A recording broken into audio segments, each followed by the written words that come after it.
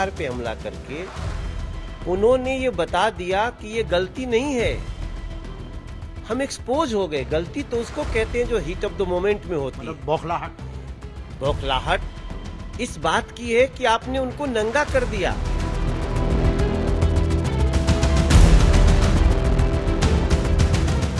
अरविंद केजरीवाल का ये जो शीश महल है, यही इनके पतन का महल बन जाएगा, क्योंकि ये गरीबों को लूट करके बना है, नियमों को ताक पे रख के बना है और सारी अनैतिकता के ऊपर चल के बना है।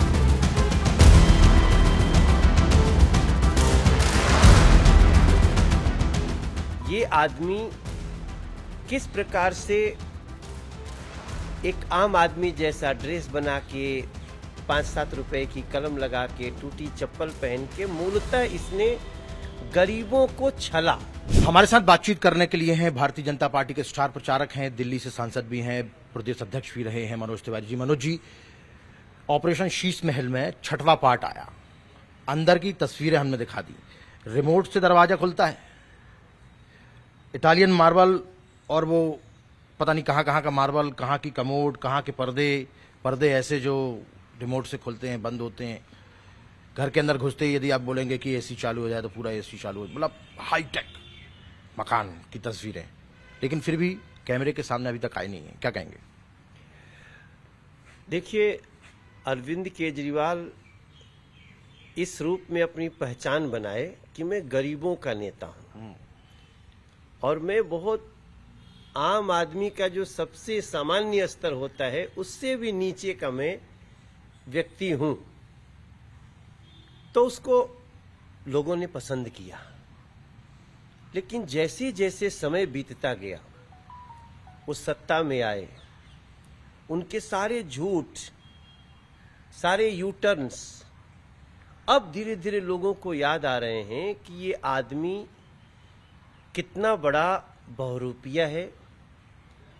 ये आदमी किस प्रकार से एक आम आदमी जैसा ड्रेस बना के 5-7 रुपए की कलम लगा के टूटी चप्पल पहन के मूलतः इसने गरीबों को छला, गरीबों को ठगा, उनकी भावना से खेला। ये व्यक्ति अरविंद केजरीवाल आज नवभारत टाइम्स पे जो मैं तस्वीरें, टाइम्स नव भारत पे जो मैं देख रहा हूं तस्वीरें, मैं तो हैरान हूं। जो दिल्ली के वो सामान्य लोग जो उनको इसी नाते जानते थे कि अरे बड़ा गरीब आदमी है, झूठे किसको बोलता है, अब वो कह रहा है इसको जल्दी हमारे सामने लाओ, इसको पनिश करना है, सजा देनी है। नहीं, सवालों से वो बच रहे हैं, सवाल का जवाब नहीं दे रहे हैं। और खामोशी जब इस तरीके से लंबी हो जाती है तो उसका तात्पर्य यही होता है कि ये कहीं ना कहीं वो स्वीकार कर रहे हैं कि हाँ उन्होंने गलती कर दी है, लेकिन अब वो उस चीज को पब्लिकली स्वीकार नहीं करना चाहते। धरने पर बैठ जाते थे, प्रधानमंत्री से सवाल पूछना, संसद से सवाल पूछना, सुप्रीम कोर्ट से सवाल पूछना, सीबीआई से, ईडी से, सबसे सवाल पूछना।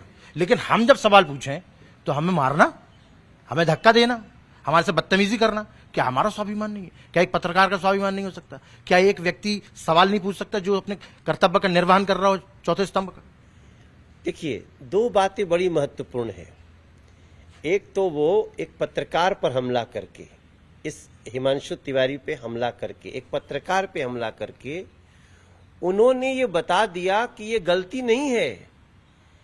हम एक्सपोज हो गए। गलती तो उसको कहते हैं जो हीट ऑफ द मोमेंट में होती है। बौखलाहट इस बात की है कि आपने उनको नंगा कर दिया। वो करोड़ों के पर्दे लाए थे घर ढकने के लिए, लेकिन वो बिल्कुल ऐसा लगता है बिना कपड़ों के खड़ा हो गया दिल्ली की जनता और देश की जनता के सामने। दूसरी बात, देखिए, जवाब वो देता है जिसके पास कम से कम कुछ बहाना बनाने का भी मौका हो। अब तो अरविंद केजरीवाल के पास बहाना बनाने का भी मौका नहीं है। और आपको बता दूं कि अरविंद केजरीवाल का ये जो शीश महल है, यही इनके पतन का महल बन जाएगा, क्योंकि ये गरीबों को लूट करके बना है, नियमों को ताक पे रख के बना है और सारी अनैतिकता के ऊपर चल के बना है। और सबसे बड़ी बात है, ये दिल्ली के गरीबों को, झुग्गी वालों को, इस रेडी पटरी वालों को, ये सबको ठग के बना है। और अब गरीबों की हाय लगी है अरविंद केजरीवाल न जवाब देने लायक हैं और न तो कभी जवाब देने लायक रहेंगे। समय आने दीजिए। ये दिल्ली इनको इस प्रकार से कहते हैं उतार जनता के साथ फेंक में नहीं देंगे। है, जनता साथ में नहीं, खाली बीजेपी वाले आते हैं और 4-5 लोग और हो हल्ला करके चले जाते। जनता यदि साथ में होती तो जनता खड़ी नहीं होती वहां पर। जनता वहां पूरी खड़ी है। ये जो आंदोलन चल रहा है वो रोज सवेरे 10 बजे से शाम के 4 बजे तक चलता है।